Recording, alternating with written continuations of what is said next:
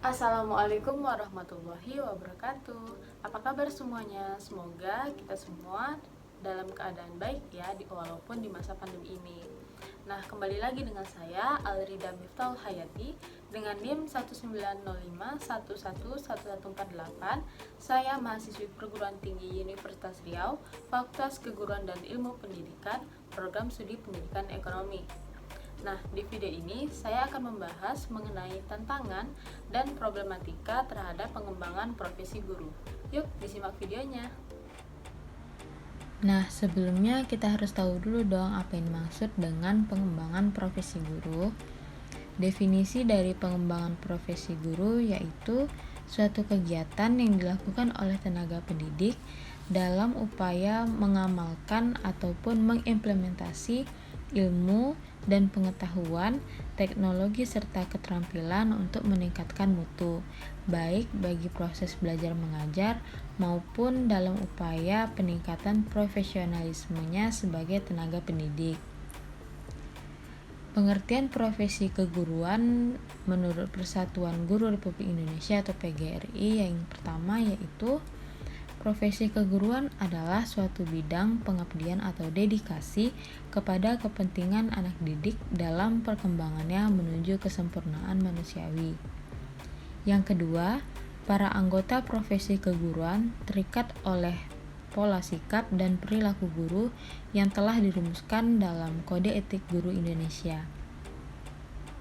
Yang ketiga, para anggota profesi keguruan dituntut untuk menyelesaikan suatu proses pendidikan melalui persiapan jabatan yang relatif panjang. Yang keempat, para anggota profesi keguruan terpanggil dengan sendirinya untuk senantiasa menyegarkan serta menambah pengetahuan. Yang kelima, para anggota harus memiliki kecakapan atau keterampilan teknis yang mampu menyentuh nilai-nilai kemanusiaan yang mendasar, seperti nilai moral. Dan yang keenam, para anggota profesi keguruan perlu memiliki sikap bahwa jaminan tentang hak-hak profesional harus seimbang dan merupakan imbalan dari profesi profesionalnya. Baiklah, kita masuki pembahasan yang pertama yaitu tantangan pengembangan profesionalisasi guru di era global. Globalisasi telah mengubah cara hidup manusia sebagai individu, sebagai warga masyarakat, dan sebagai warga bangsa. Tidak ada seorang pun yang dapat menghindari arus dari globalisasi ini. Seiring dengan berkembangnya karakteristik era global ini, maka guru juga harus menghadapi tantangan dan hambatan masyarakat global. Di era global ini, guru sangat dituntut untuk meningkatkan profesionalitasnya sebagai pengajar dan pendidik. Di samping profesionalitas, guru juga harus menghadapi beberapa inti dalam dunia pendidikan, yaitu kompetisi, transparansi, efisiensi, dan kualitas yang tinggi. Dari segi sosial pun, masyarakat global akan menjadi lebih peka dan peduli terhadap masalah-masalah demokrasi, hak asasi manusia, dan isu lingkungan hidup. Nah, di sini dapat kita lihat pada gambar di slide ini ada dua gambar, di mana gambar yang kiri itu merupakan ilustrasi dari perkembangan zaman di era globalisasi ini yang semakin pesat, apalagi di bidang teknologi dan komunikasi yang semakin canggih. Dan sedangkan gambar di sebelah kanan menunjukkan adanya perbedaan tenaga pendidik atau guru zaman dahulu dengan zaman sekarang, zaman modern seperti saat ini. Dulu untuk menuju sekolah saja guru menggunakan sepeda, sedangkan pada saat ini sudah banyak guru yang menggunakan sepeda motor ataupun mobil. Dan jika pun tidak ada kendaraan pada zaman saat ini, guru sudah bisa memesan ojek online yang melalui aplikasi tanpa menunggu ojek-ojek pangkalan lainnya. Guru sekarang juga sudah menggunakan teknologi seperti handphone sebagai alat komunikasi dan pembelajaran digital, sehingga guru tidak perlu lagi membawa seluruh buku yang berisi literatur atau sumber materi pembelajaran yang akan diterangkannya di kelas nanti. Menurut Gunandar, ada beberapa tantangan globalisasi yang harus disikapi dan dihadapi oleh guru dengan mengedepankan profesionalismenya, yaitu yang pertama, perkembangan ilmu pengetahuan dan teknologi yang begitu cepat dan mendasar. Dengan ada kondisi ini, tenaga pendidik juga harus bisa menyesuaikan diri secara responsif, arif, dan bijaksana. Di mana maksud dari responsif ini yaitu guru harus bisa menguasai dengan baik produk iptek, terutama yang berkaitan dengan dunia pendidikan yang biasanya dapat berupa media pembelajaran. Tanpa penguasaan iptek yang baik, maka guru menjadi tertinggal dan menjadi korban iptek yang biasa disebut dengan gaptek. Nah, yang kedua, krisis moral yang melanda Indonesia. Selain berdampak positif, ternyata iptek ini juga membawa pengaruh negatif, yaitu salah satunya terjadinya pergeseran nilai-nilai yang ada dalam kehidupan masyarakat, seperti masuknya budaya luar yang ditiru oleh generasi muda dalam negeri yang sebenarnya ini tidak sesuai dengan budaya asli kita. Nah, melalui pendidikan, guru memiliki tantangan tersendiri untuk menanamkan nilai-nilai moral pada generasi muda tersebut untuk dapat memilah dan menyeleksi budaya maupun pengaruh dari iptek mana yang baik dan mana yang tidak baik. Yang ketiga yaitu krisis sosial seperti kriminalitas, kekerasan, pengangguran, dan kemiskinan yang terjadi dalam masyarakat. Akibat dari perkembangan industri dan kapitalisme, maka muncullah masalah-masalah sosial dalam masyarakat. Mereka yang lemah secara pendidikan maupun ekonomi yang akan menjadi korban, karena ini merupakan tantangan generasi di zaman globalisasi ini. Hal ini merupakan tantangan guru untuk merespon realitas ini melalui dunia pendidikan, karena sekolah merupakan lembaga pendidikan formal yang sudah mendapat kepercayaan dari masyarakat, sehingga harus mampu menghasilkan peserta didik yang siap hidup dalam kondisi dan situasi bagaimanapun. Yang keempat itu ada krisis identitas sebagai bangsa dan negara Indonesia. Globalisasi juga telah melunturkan identitas kebangsaan, nasionalisme generasi muda kita, seperti contoh pergeseran nilai-nilai budaya yang sebelumnya sudah kita bahas. Nah, untuk itu, guru sebagai penjaga nilai-nilai, termasuk nilai nasionalisme, harus mampu memberikan kesadaran maupun kepahaman kepada generasi muda akan pentingnya jiwa nasionalisme dalam kehidupan berbangsa dan bernegara. Selanjutnya yaitu pembahasan kedua mengenai problematika pengembangan profesionalisasi guru. Nah, definisi dari problematika yaitu persoalan-persoalan sulit yang dihadapi dalam proses pemberdayaan, baik yang datang dari individu atau yang biasa disebut dengan faktor internal maupun dalam upaya pemberdayaan sumber daya manusia ataupun guru dalam dunia pendidikan. Nah, problem ini terbagi menjadi dua, yaitu problem internal dan problem eksternal. Problem internal ini biasanya berkisar pada kompetensi profesional yang dimiliki oleh seorang guru, baik di bidang kognitif seperti penguasaan materi, bidang sikap seperti mencintai profesinya, ataupun kompetensi kepribadian, serta bidang perilaku seperti keterampilan mengajar, menilai hasil belajar siswa, dan yang lainnya. Problem internalnya salah satunya yaitu menguasai materi. Menguasai materi harus dimulai dengan merancang dan menyiapkan bahan-bahan ajar materi yang merupakan faktor penting dalam pelaksanaan kegiatan belajar mengajar. Agar proses pembelajaran ini dapat berlangsung dengan baik, rancangan dan penyiapan bahan ajar harus cermat, baik dan sistematis, agar mudah dipahami dan diserap oleh peserta didik. Rancangan atau persiapan bahan ajar atau materi ini berfungsi sebagai pemberi arah pelaksanaan pembelajaran, sehingga proses belajar mengajar dapat terarah dengan efektif dan waktu yang digunakan juga efisien. Namun, hendaknya dalam merancang dan menyiapkan bahan ajar ini disertai dengan gagasan atau ide dan perilaku guru yang kreatif, sehingga dengan memperhatikan segenap hal yang tergandung dalam makna belajar peserta didik.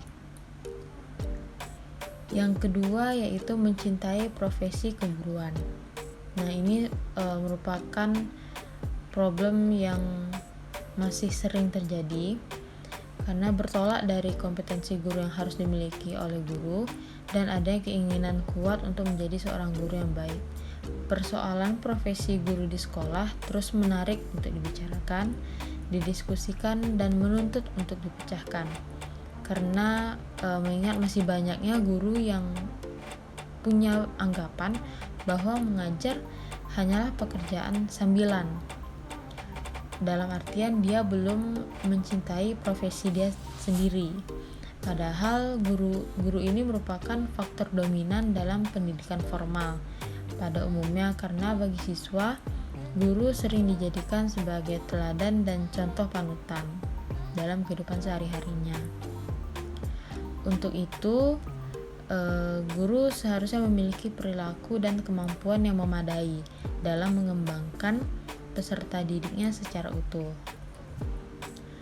Dan peran guru ialah perilaku yang diharapkan oleh masyarakat dari seseorang karena status yang disandangnya sebagai tenaga pendidik. Status yang tinggi membuat seorang guru mengharuskan tampilannya perilaku yang terhormat dari penyandangnya. Dan dewasa ini masyarakat tetap mengharapkan perilaku yang paling baik dan terhormat dari seorang guru. Yang ketiga yaitu keterampilan dalam mengajar. Guru juga harus memiliki beberapa komponen keterampilan mengajar agar proses pembelajaran dapat tercapai.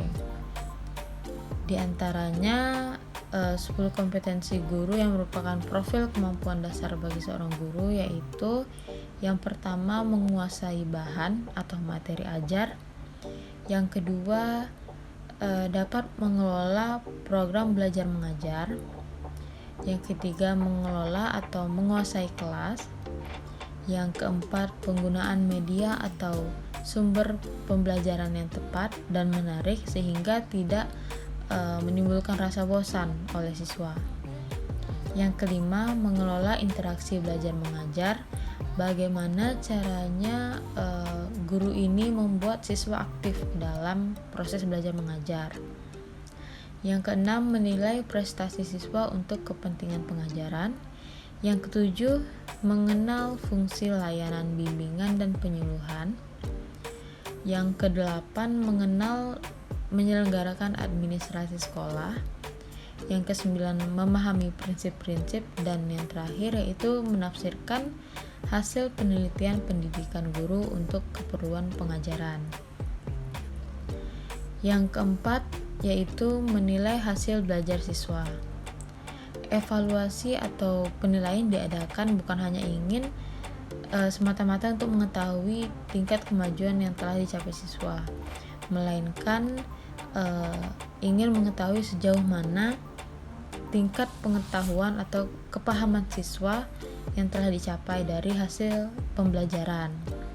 Dan penilaian ini juga dapat menjadikan acuan atau sebagai pertimbangan introspeksi diri oleh guru, karena walaupun bagaimana guru juga memiliki kekurangan dalam mengajar maupun menilai. Evaluasi merupakan suatu kegiatan yang dilakukan untuk mendapatkan data tentang sejauh mana keberhasilan anak didik dalam belajar dan keberhasilan guru dalam mengajar. Nah, ini yang tadi kita bahas.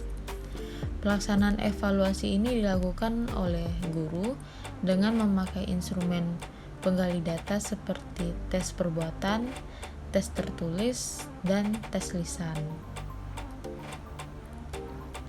Selanjutnya itu ada problem eksternal. Yang pertama yaitu volume upah kerja yang dapat memenuhi kebutuhan. Yang kedua, suasana kerja yang menggairahkan atau iklim. Yang ketiga, pemahaman sikap dan pengertian di kalangan pekerja. Yang keempat, sikap jujur dan dapat dipercaya dari kalangan pemimpin terwujud dalam kenyataan. Yang kelima, yaitu penghargaan terhadap hasrat dan kebutuhan yang berprestasi.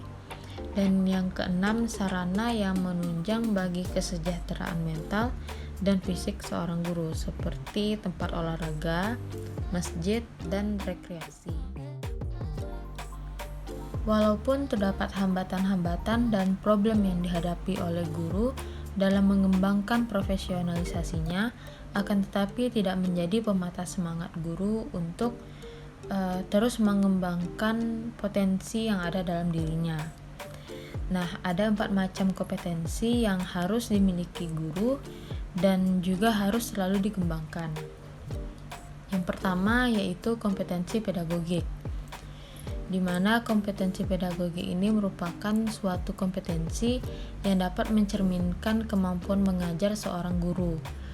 Untuk dapat mengajar dengan baik, maka yang bersangkutan harus menguasai teori dan praktek pedagogik dengan baik. Nah, kompetensi pedagogik ini sangat penting untuk dimiliki setiap guru agar dalam proses pembelajaran ia tidak kaku, ia dapat menjelaskan dengan baik dan siswa pun dapat memahami dan mengerti maksud dan tujuan yang diajarkannya. Nah, yang kedua yaitu kompetensi kepribadian. Kompetensi kepribadian ini merupakan suatu kompetensi yang mencerminkan kepribadian seseorang guru terkait dengan profesinya. Karena kita ketahui bersama bahwa guru itu merupakan teladan dan contoh bagi siswanya. Yang ketiga yaitu kompetensi sosial. Kompetensi sosial ini merupakan kompetensi guru untuk dapat berkomunikasi dan berinteraksi secara efektif dan efisien dengan peserta didik, sesama guru, orang tua, maupun masyarakat luas. Dan yang keempat yaitu kompetensi profesional. Yang dimaksud dengan kompetensi profesional ini yaitu kemampuan guru dalam penguasaan materi pembelajaran secara luas dan mendalam. Kompetensi profesional ini juga dapat diartikan sebagai kewenangan dan kemampuan guru dalam menjalankan profesinya. Demikianlah penjelasan saya mengenai tantangan dan problematika pengembangan profesionalisasi guru. Dan saya ucapkan terima kasih kepada yang sudah menonton, semoga bermanfaat. Jangan lupa like, komen, dan subscribe ya. Saya akhiri, wassalamualaikum warahmatullahi wabarakatuh. Terima kasih.